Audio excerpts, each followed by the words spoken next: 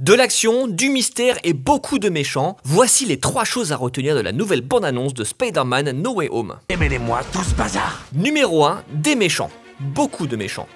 C'est comme ça que tout avait commencé. On nous avait annoncé le retour de Jamie Foxx en Electro, puis d'Alfred Molina en Dr Octopus, et puis une chose en amenant une autre, on a parlé de tous les méchants des précédents Spider-Man. En provenance de tous les univers. La première bande-annonce et les affiches avaient teasé la présence du bouffon vert, et ces nouvelles images jouent carte sur table. Il y aura donc le Dr Octopus qui paraît être le premier méchant à faire son retour pour lancer cette histoire de multivers. Salut Peter. Il y aura également Electro avec un nouveau look moins bleu, le bouffon vert qui aura aussi une autre tenue à moins qu'il ne s'agisse d'un autre personnage, l'homme sable et le lézard. Donc on approche des fameux Sinister Six, ce rassemblement d'ennemis de l'homme araignée que Sony essaye de mettre sur pied depuis de nombreuses années au cinéma. Reste maintenant à savoir qui sera le 6ème de la bande. Venom, le vautour joué par Michael Keaton, Rhino, un autre méchant que la production a réussi à garder secret, alors qu'on ne sait pas officiellement si Willem Dafoe, Rhys Ifans ou Thomas Haden Church reprennent leur rôle respectif du bouffon vert, du lézard et de l'homme sable, les méchants soulèvent encore quelques questions.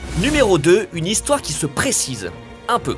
On le savait déjà, son identité secrète ayant été révélée par Mysterio à la fin du film précédent, Peter Parker fait appel à Doctor Strange pour qu'il lance un sort et que tout le monde oublie. Me demandez si vous pouviez faire un truc pour annuler tout ça. Sauf que ça tourne mal. Le multivers est sans dessus dessous, des méchants arrivent de toutes parts et il faut donc arranger tout ça. On doit les renvoyer.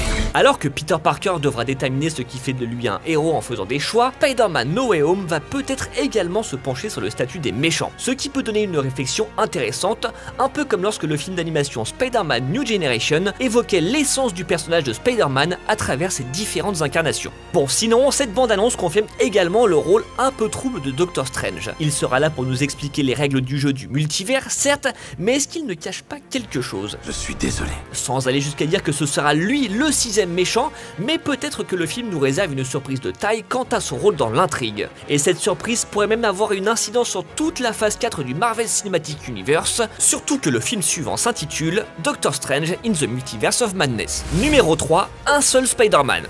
Pour l'instant. On était forcément tous curieux et on se demandait si la nouvelle bande-annonce de Spider-Man No Way Home allait enfin confirmer la présence de Tobey Maguire et Andrew Garfield dans le film. La réponse est non, ou plutôt non, mais. Car ce n'est pas avec ces images que les rumeurs vont s'arrêter, bien au contraire. Déjà, il y a le Dr Octopus qui ne reconnaît pas Tom Holland et confirme l'existence de plusieurs Peter Parker. Je n'ai pas Peter Parker. Puis ce même Tom Holland admet qu'il va avoir besoin d'aide pour réparer ses bêtises. Je peux pas sauver tout le monde.